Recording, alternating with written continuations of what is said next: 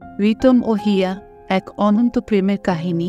প্রথম দেখা একটি বর্ষার দিনে কলকাতার একটি ছোট্ট ক্যাফেতে রিতম ও হিয়ার প্রথম দেখা হয়েছিল। হিয়ার মাথার চুলগুলো ভিজে যাচ্ছিল বৃষ্টির ফোঁটায়, আর তার চোখে ছিল এক অদ্ভুত মায়া। রিতম তখন ব্যস্ত ছিল তার ল্যাপটপে কাজ নিয়ে, কিন্তু হিয়াকে দেখার পর তার মন ছুটে গেল অন্যদিকে।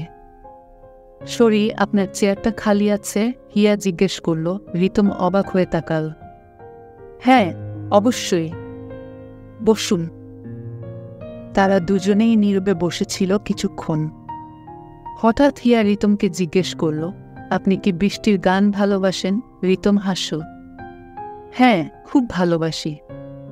বৃষ্টির শব্দে আমার মন শান্ত হয়ে যায়। এই প্রথম কথোপকথন থেকেই তাদের মাঝে একটি আলাদা রসায়ন সৃষ্টি হল। বন্ধুত্ব থেকে প্রেম। রিতম ও হিয়ার বন্ধুত্ব ক্রমশ গভীর হতে লাগল। তারা প্রায়ই একসাথে সময় কাটাত, নতুন নতুন জায়গায় ঘুরতে যেত, আর একে অপরের সঙ্গ উপভোগ করত। একদিন বিকেলে রিতম হিয়াকে নিয়ে গেল একটি পুরানো বইয়ের দোকানে। তারা দুজনেই বই পড়তে ভালোবাসত। রিতম একটি বই তুলে নিয়ে হিয়ার দিকে বাড়িয়ে দিল। এই বইটা তোমার জন্য, সে বলল। এটা আমার প্রিয় বই, আশা করি তোমারও ভালো লাগবে। হিয়া বইটি হাতে নিয়ে হাসল।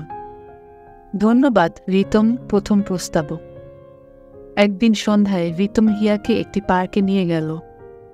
সেখানে একটি নির্জন বেঞ্চে বসে তারা আকাশের তারাগুলো দেখছিল। হঠাৎ রিতম হিয়ার হাত ধরে বলল, হিয়া, আমি তোমাকে কিছু বলতে চাই। হিয়া অবাক হয়ে তাকাল।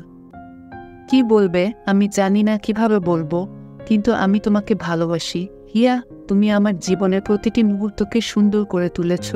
হিয়া কয়েক মুহূর্ত নীরবে বসেছিল, তারপর ধীরে ধীরে বলল, আমিও তোমাকে ভালোবাসি। রিতম গভীর প্রেম। তাদের প্রেম ক্রমশ গভীর হতে লাগল।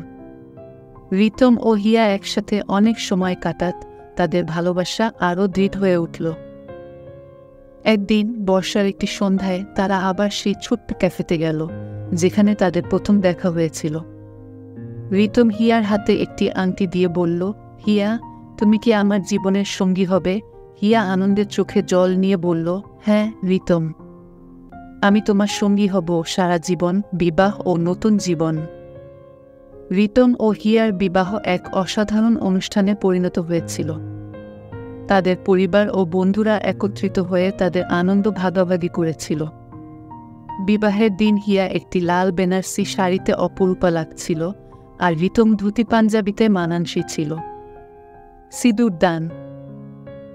তখন সবার চোখে জল এসে গেল। তারা একে অপরের হাত ধরে প্রতিজ্ঞা করল যে সারা জীবন একসাথে থেকে একে অপরকে ভালোবাসবে এবং সমর্থন করবে।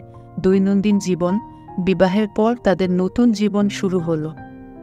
তারা একসাথে একটি ছোট্ট ফ্ল্যাটে বসবাস শুরু করল। রিতম তার অফিসের কাজ নিয়ে ব্যস্ত থাকত, আর হিয়া তার সৃজনশীলতার মাধ্যমে ঘর সাজাত। সন্ধ্যায় তারা একসাথে বসে চা খেতে খেতে দিনের ঘটনাগুলি ভাগ করে নিত। রিতম কাজ থেকে ফিরে আসার সময় হিয়া সবসময় তার জন্য অপেক্ষা করত, আর রিতম হিয়ার মুখে হাসি দেখার জন্য কিছু না কিছু উপহার নিয়ে আসত। একদিন রিতম একটি ছোট্ট গাছের চারাগাছ নিয়ে এলো। এটা আমাদের ভালোবাসার প্রতীক, রিতম বলল। আমরা যেমন একসাথে বড় হব, এই গাছটিও তেমনি বড় হবে। হিয়া গাছটি হাতে নিয়ে হাসল। তোমার প্রতিটি কাজেই ভালোবাসা ফুটে ওঠে। রিতম চ্যালেঞ্জ ও সমর্থন। তাদের জীবনের সুখের সাথে সাথে চ্যালেঞ্জও আসতে লাগল। রিতমের কাজের চাপ বেড়ে গিয়েছিল, আর হিয়া তার সৃজনশীল কাজের স্বীকৃতি পেতে কষ্ট করছিল। কিন্তু তারা কখনো একে অপরকে ছেড়ে দেয়নি। একদিন হিয়া তার একটি বড় প্রজেক্টে ব্যর্থ হল। সে খুব হতাশ হয়ে পড়ল। রিতম তার পাশে বসে বলল, হিয়া, ব্যর্থতা জীবনের অংশ। তুমি যদি চেষ্টা করে যাও, তুমি অবশ্যই সফল হবে। আমি সবসময় তোমার পাশে আছি। হিয়া রিতমের কথা শুনে নতুন করে শক্তি পেল। সে আবার চেষ্টা শুরু করল, আর একদিন তার কাজ স্বীকৃতি পেল। ভালোবাসার সুর। এক সন্ধ্যায় রিতম ও হিয়া ছাদে বসে আকাশে তারা দেখছিল।